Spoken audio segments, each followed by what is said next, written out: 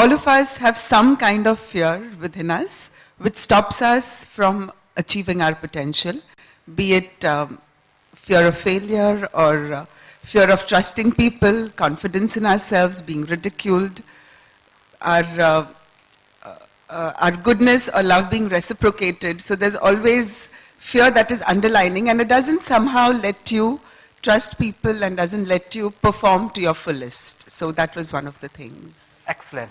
Excellent point. I think it's, again, a very common problem with many, many people across the world, that the reason we don't unleash our potential is because we are fearful. Sometimes we are fearful of failure, and sometimes we are fearful of success. Sometimes we are scared, if I become too successful, then what? Can I manage? I'll become too popular, and then I'll lose my privacy. So there are many kinds of fear. But one thing I learned, that most of our fear is an illusion. And I'll give you a simple example.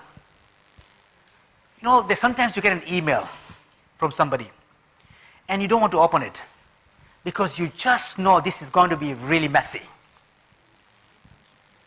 And it's happened, and each time what I've just kind of parked that email and not want to look at it, I'm doing other things, but I'm anxious. What could that be? Huh? So anticipation of a problem is a bigger problem. Because I don't know. So now I'm fabricating in my mind what could be. So I'm fabricating 20 different things that it could be. So I'm multiplying my problem.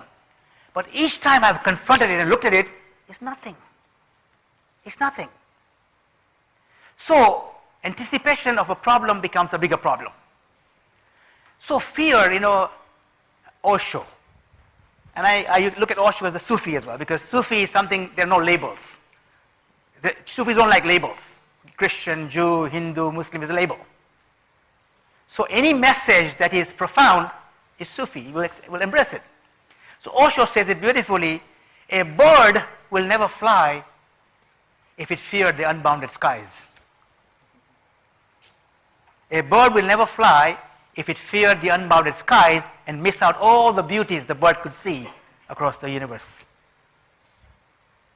So when we fear, we limit what we can be. And he says a mother would never give birth to a child if she feared the pang of childbirth. And you'll miss out the joy and beauty of a child that the child brings to the family. So we will talk about, and fear is very, very subtle, and there is a connection. Pardon me for saying it. It's a connection between fear and ego. Most of our fear stems from ego. I am fearful because what if I fail? People will look down upon me. So what has happened is you become so important now. If I fail, I'm going to be the scapegoat, looked down upon.